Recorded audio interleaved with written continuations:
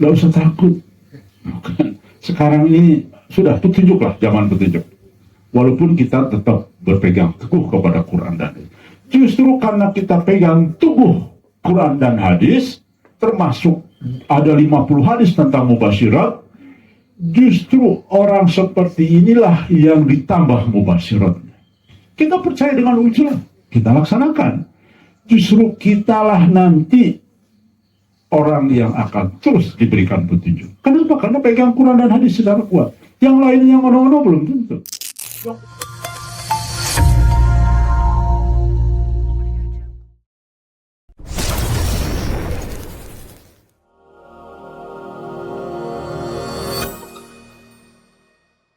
Waalaikumsalam warahmatullahi wabarakatuh.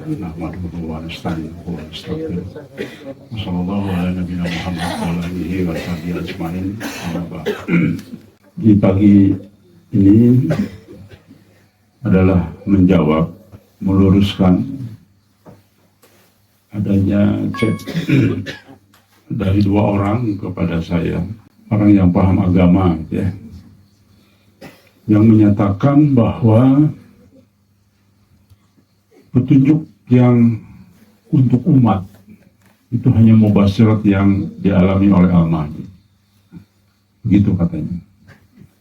Jadi mubasyirat yang dialami oleh selain Al-Mahdi adalah hanya untuk diri sendiri, bukan untuk publik. Baik, saya agak mengerutkan dahi, hampir-hampir tidak percaya dengan pendapat itu, karena begitu gamblang sebetulnya. Dalam Quran hadis juga ada ratusan mimpi para sahabat tabi'in yang justru menjadi petunjuk dalam perjuangan.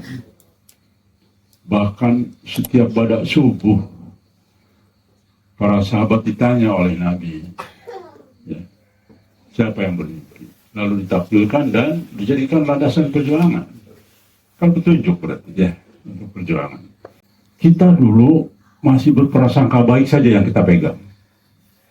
Ketika grup di sebelah, grup dianggap katanya tanda kutip grup resmi, kita juga bingung grup resmi atau enggak itu gimana gitu ya.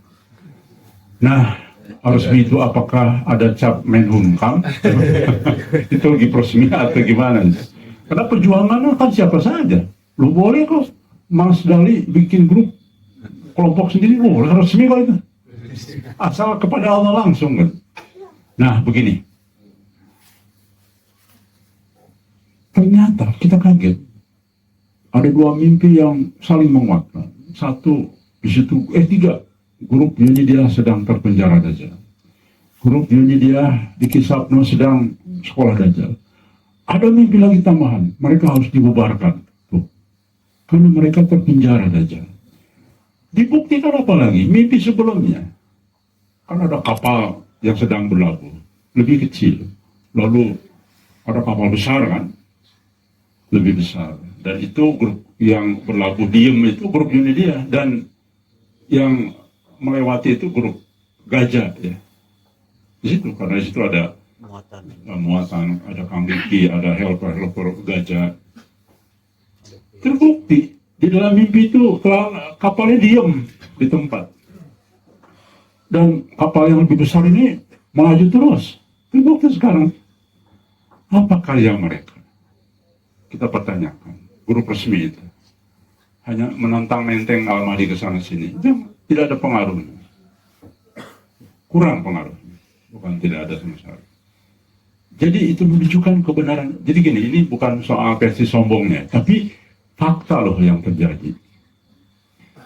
Bahwa ternyata betul dari 4 mimpi itu menunjukkan keseragaman. Mereka terpenjara Dajjal, mereka tersihir Dajjal, mereka harus dibubarkan grupnya karena di situ udah tersihir semua. Yang berikutnya, mereka diam di tempat kapalnya kan, yang berlayar kan penuh dengan emas, penuh dengan barang-barang. Itu kan mimpinya. Dan mimpinya saya uji bolak-balik dari semua aspek. Betul itu mimpi benar dari Allah.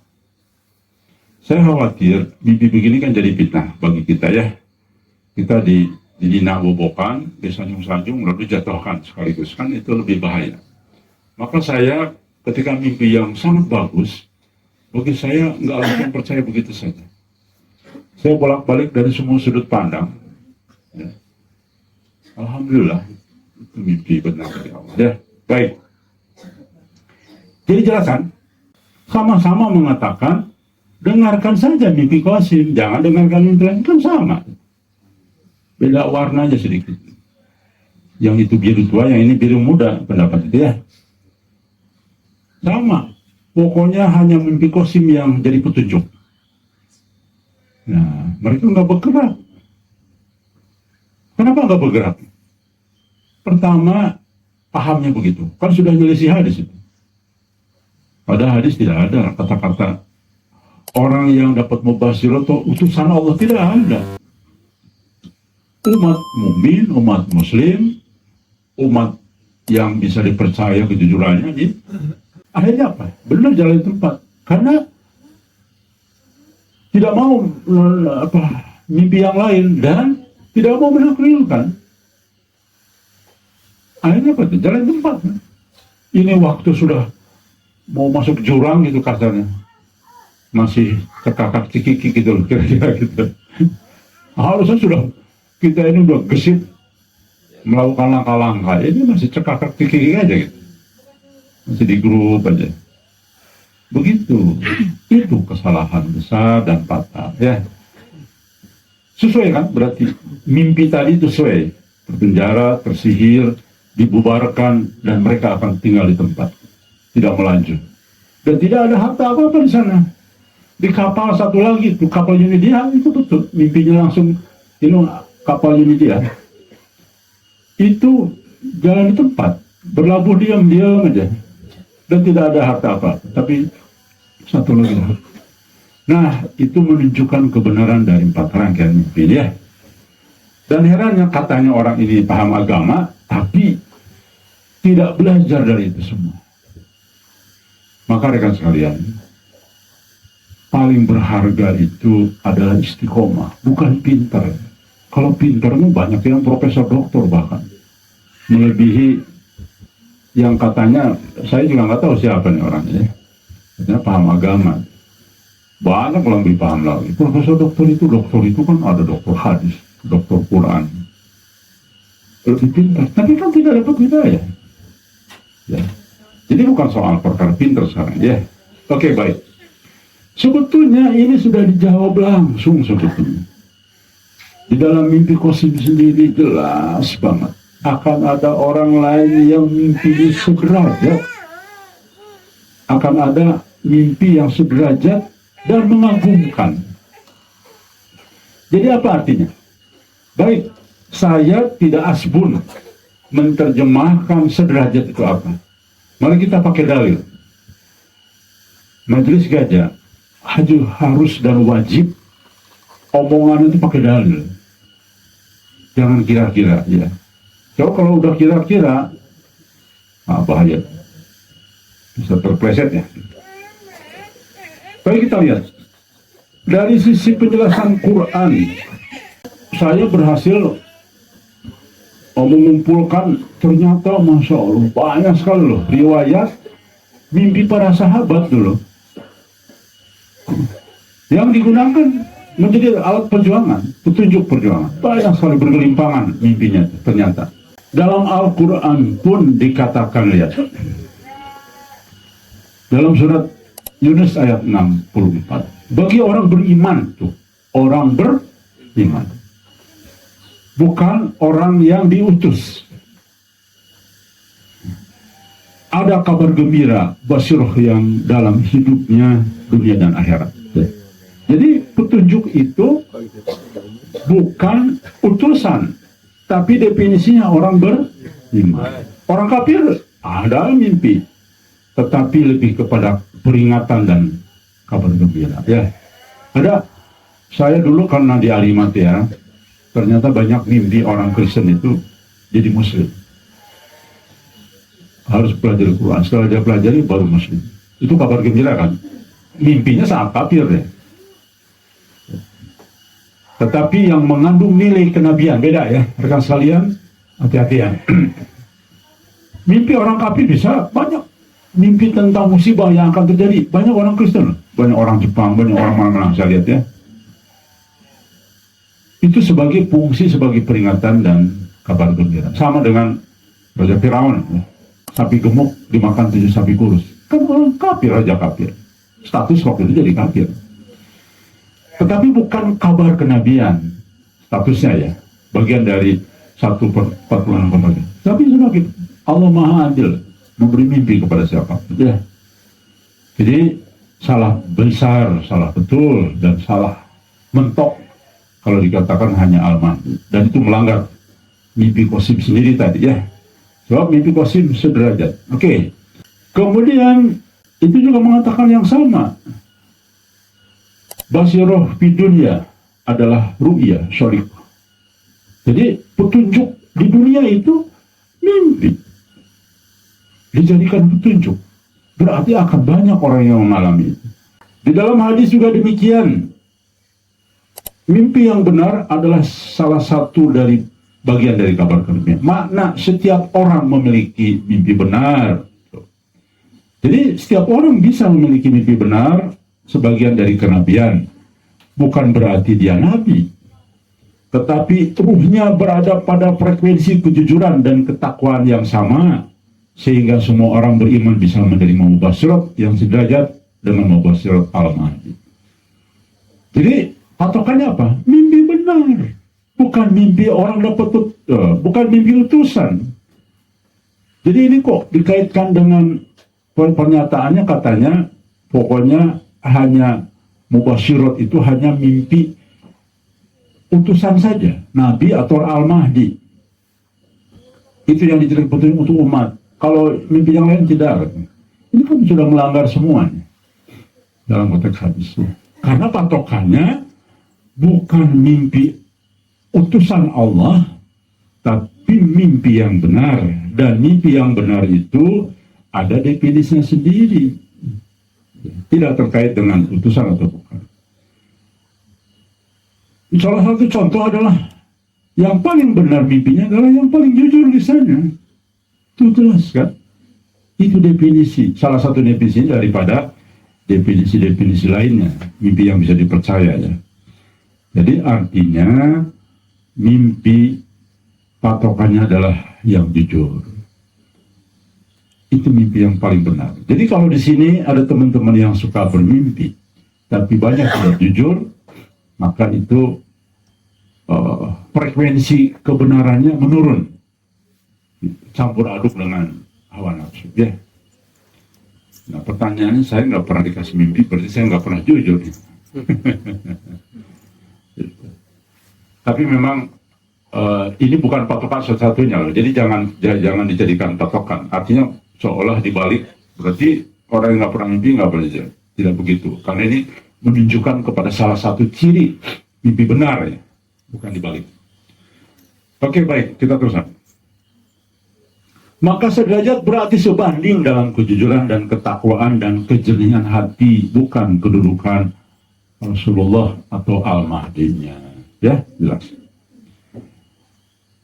Dalam kita lihat ulama tasawuf ya, yang mendalami tentang basiroh, misalnya Ibnu Qayyim, dalam salah satu kitabnya, Madarij As-Salikin, ru'yah shadiqah itu sebanding dengan kadar kejernihan hati dan kebersihan jiwanya. Al-Ghazali dalam Ihya Ulumuddin yang melihat ru'yah hak adalah orang yang hatinya tidak diliputi hawa nafsu, maka mimpinya dapat menjadi ilham bagi umat. Tuh, bagi umat kan? Jadi mimpinya ilham bagi umat. Jelas ya? Jadi sederajat berarti setara dari sumbernya, derajatnya, fungsinya. Jadi kalau kita lihat dari Quran, hadis dan pendapat ulama, sederajat sumbernya, derajatnya, sehingga mimpi petunjuk untuk umat tidak hanya dialami oleh Al-Mahdi saja, tapi semua umat beriman yang Allah kehendaki. Sudah jelas sudah. Oke, sangat jelas sekali. Mengapa Allah menetapkan orang lain mimpi sederajat sesuai dengan yang Qasim katakan, bahwa akan ada orang lain yang bermimpi sederajat dengan mimpinya. Fungsinya apa, rekan sekalian? Karena kita ini sedang memurnikan tauhid murni dan Al-Mahdi bukan nabi, maka supaya tidak ada pengkultusan. Ya. Karena sifatnya beda dengan nabi. Kenapa Harun nabi? Wahyu penuh. Karena memang akan menurunkan kitab suci, maka wajar tunggal kepada nabi saja.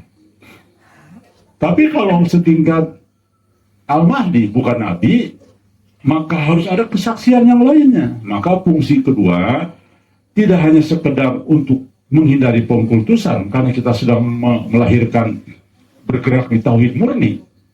Yang kedua adalah verifikasi itu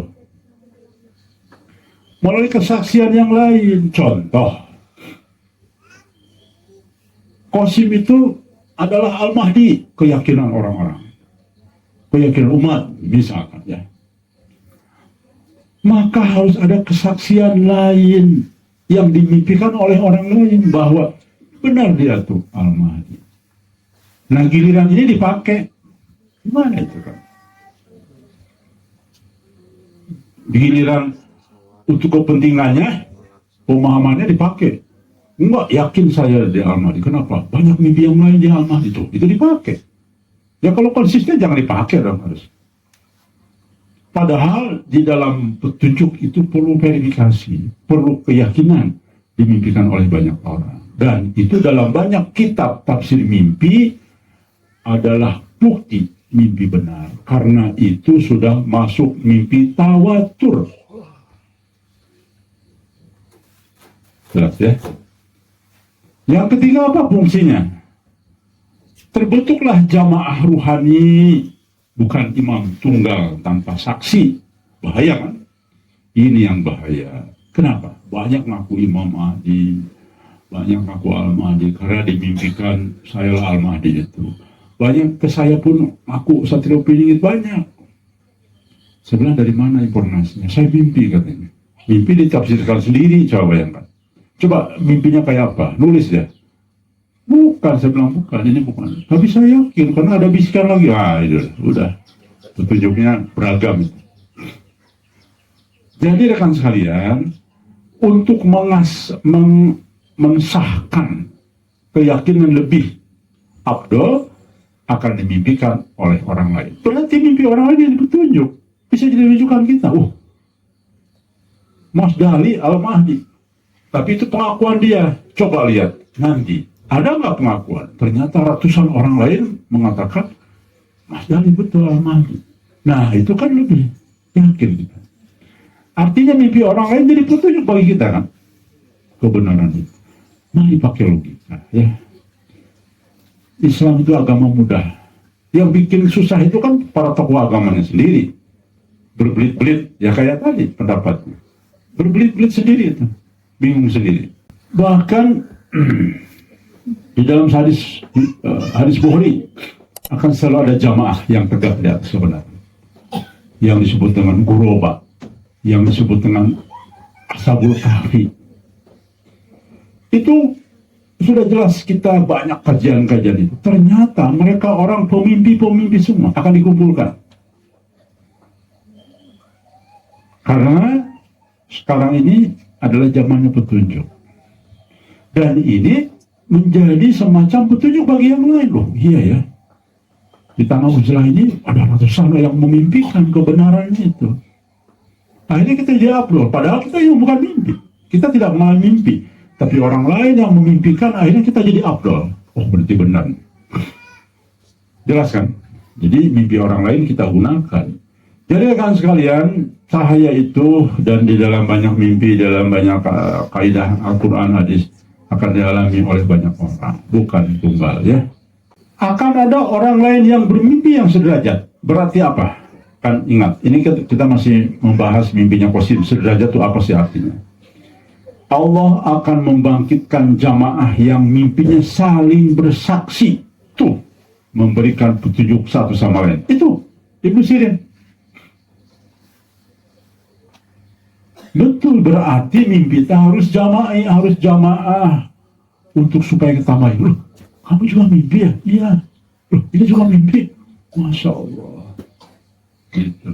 Makin kuatlah keyakinan kita. Begitu ya. Jadi sudahlah, yang pikiran aneh-aneh itu tinggalkan ya. Dan alhamdulillah di hari yang sama muncul lagi tuh mimpi jangan keluar dari jamaah kita ya. Itu kan petunjuk jelas sekali, semakin memperjelas kita. Jadi kalau di sana pun deretan ustadz di sana, ada kelompok baru misalnya, ustadz semua, nggak usah takut. Bukan. Sekarang ini sudah petunjuk lah, zaman petunjuk.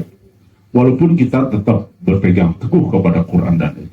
Justru karena kita pegang teguh Quran dan hadis, termasuk ada 50 hadis tentang mubasyirat, justru orang seperti inilah yang ditambah mubasyiratnya. Kita percaya dengan ujian, kita laksanakan. Justru kitalah nanti orang yang akan terus diberikan petunjuk. Kenapa? Karena pegang Quran dan hadis secara kuat. Yang lainnya yang ono-ono belum tentu. Yang kelompok besar, umatnya puluhan juta belum tentu. Secara penuh patuh kepada Quran dan hadis. Jadi tidak usah khawatir sekarang dengan nama besar ya. Karena kita punya nama lebih besar lagi. Yaitu siapa? Allah Subhanahu wa Ta'ala. Ya itu. Jelas ya?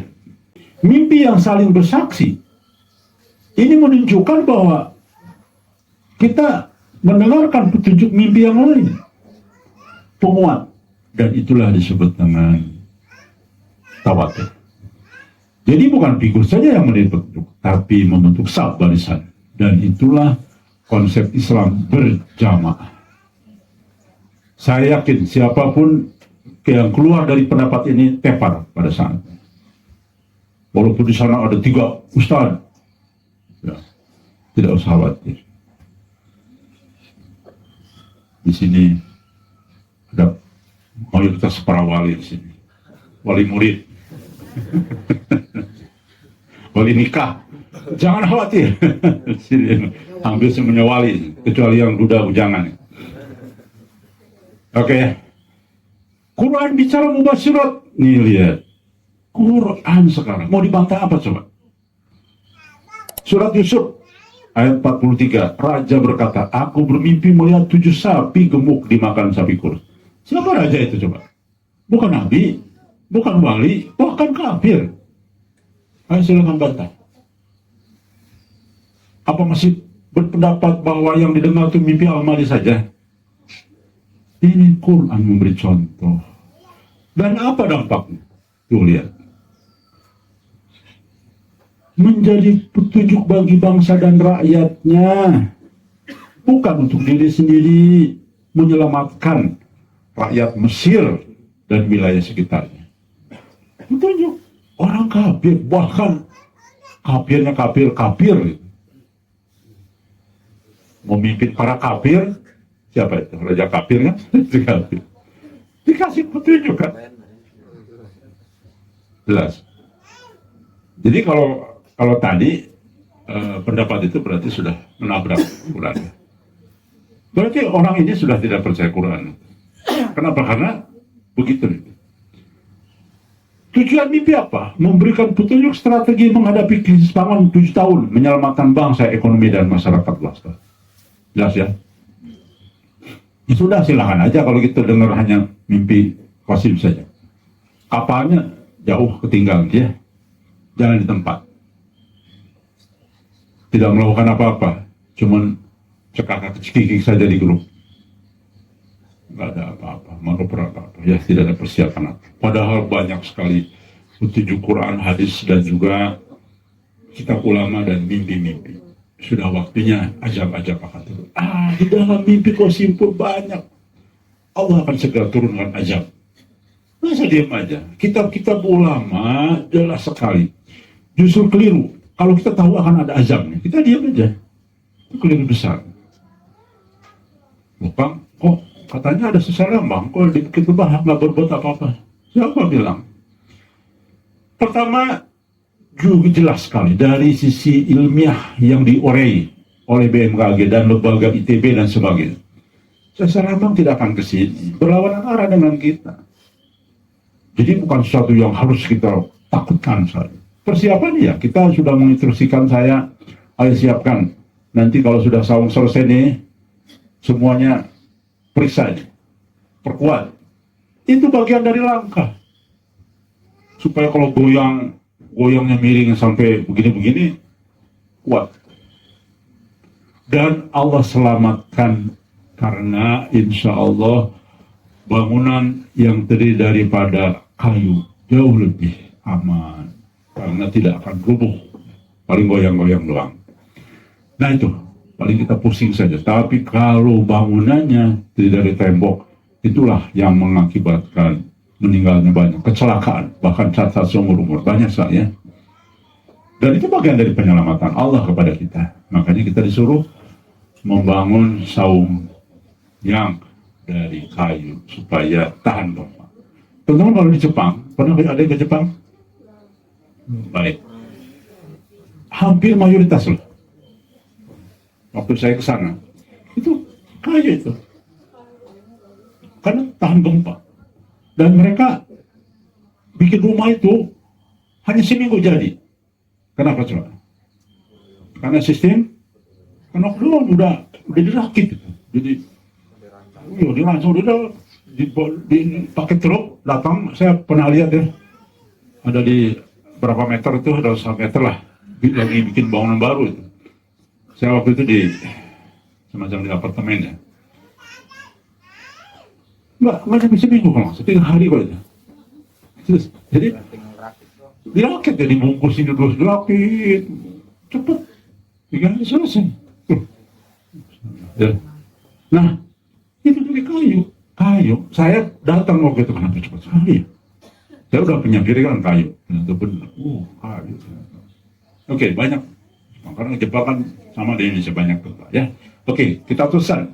Contoh kedua, jelas tadi kan kafir. Contoh kedua, Nabi Yusuf, di dalam surat Yusuf juga sama. 2 pemuda masuk penjara bersama Yusuf, ya. Nabi Yusuf. Keduanya bermimpi dan Yusuf menaksirkannya. Siapa mereka? Bukan nabi mereka. Bukan utusan 2 pemuda tadi. Dan bukan pemimpin. Tapi dikasih petunjuk. Ya, jadi jelas sekali nih contoh Quran. Artinya begini, makna tadi. Dari takwil mimpi ini Nabi Yusuf dibebaskan. Menjadi menteri keuangan Mesir. Dan menyelamatkan umat dari krisis. Membantu menyelamatkan umat dari krisis. Yang kedua, mimpi orang biasa. Ketika datang dari Allah menjadi petunjuk bagi seluruh umat. Tuh, jelas kan? Jadi mimpi itu jelas, siapapun batasannya, bukan hanya utusan, tapi orang yang beriman. Itulah kabar kenabian. Kalau orang kafir yang mengalami, bukan kabar kenabian, tapi sebatas hanya peringatan, kabar peringatan. Ya. Nah, contoh nih, saya kasih contoh mimpi nih, para sahabat. Mimpi Abdullah bin Zaid tentang azan. Ini sumber hadis Abu Daud. Ternyata teman sekalian, yang memimpikan azan itu hanya berapa sahabat lah. Tahu nggak? Kan teman-teman hanya tahu satu kan? Dua. Oh, alhamdulillah tahu. Jadi ini memimpikan lafaz azan oleh malaikat. Rasulullah mengiyakan dan memerintahkan Bilal mengumandangkan. Tuh, mimpi sahabat bukan utusan. Jadi ini, bukan satu. Ya. Jadi sedih gitu. Waduh, ini kok terpreset lagi nih gitu ya. Bahaya ini, terpenjara, dajjal. Akhirnya apa? Itu sengaja memang mimpi-mimpi petunjuk yang banyak tuh untuk ditenggelamkan. Ya, tapi alhamdulillah kita konsisten terus ya, berjuang. Umar bin Khattab bermimpi ajar juga loh. Gitu. Ya. Ada riwayatnya. Mimpi Talha bin Ubaidillah tentang pembunuhan Utsman yang melihat fitnah dan berusaha memperingatkannya. Mimpi menjadi peringatan publik tentang fitnah politik besar pada saat itu ya. Mimpi Umar bin Khattab juga tentang fitnah kubro. Umar melihat seekor ayam mencabut bulunya. Ditampilkan oleh Ibnu Abbas, engkau akan syahid. Mimpi menjadi isyarat ajal atau mimpi umat. Nah, jadi artinya menjelang kematian Umar. Ya. Mimpi Imam Ahmad bin Hambal itu tentang fitnah khalaq Al-Quran yang melihat Rasulullah memberi kabar peneguhan. Menjadi penguat umat untuk mempertahankan akidah bahwa Al-Quran bukan makhluk. Dikasih juga para ulama mimpi-mimpi. Dan untuk kepentingan umat. Mimpi Imam Malik tentang letak jenazah Rasulullah. Imam Malik memutuskan pemakaman kamar Aisyah bukan di masjid. Ya. Mimpi peran dalam keputusan fikih bersejarah. Jadi banyak ternyata mimpi-mimpi itu menjadi keputusan strategis, tapi bukan hukum dalam pengertian hukum yang kita gunakan sehari-hari. Hanya memperkuat petunjuk yang tidak ada dalam hadis dan Quran. Kita malah keyakinan itu melalui mimpi. Banyak sekali. Ada ratusan ternyata riwayat-riwayat. Jadi kesimpulan tegasnya adalah pendapat mimpi untuk umat hanya milik Ahmadi adalah salah. Dibantah oleh Quran sendiri, dibantah oleh fakta-fakta tadi, dibantah oleh mimpi Qasim sendiri. Al-Quran menunjukkan mimpi orang biasa dapat menjadi pedoman umat jika Allah menghendaki, dan orang-orang yang menakwilkannya benar. Jadi hati-hati ya. Jadi mimpi itu harus benar sesuai dengan simbol-simbol dalam Quran. Jadi jelas kita bantah, kita klarifikasi pendapat-pendapat yang chat ke saya. Tabayun, Kang, betul tidak ada yang pendapat ini orang paham agama ngomongnya ada pendapat nih bahwa hanya mimpi Qasim saja yang bisa jadikan pedoman kita katanya. Mimpi yang lain tidak untuk pribadi. Ya kan kaget. Ini kata siapa? Orang pintar agama Kang. Ya sudah. Kalau gitu saya akhirnya nulis mendadak. Ya, itulah. Saya sampaikan di grup dan menjadi kajian. Karena bahaya. Pendapat itu bahaya sekali. Artinya apa? Contoh yang sudah dikabarkan itu sama dengan terpenjara Dajjal. Ya. Kabar kenabian lainnya yang diterima oleh teman-teman atau petunjuk tidak didengarkan, itu bahaya sekali.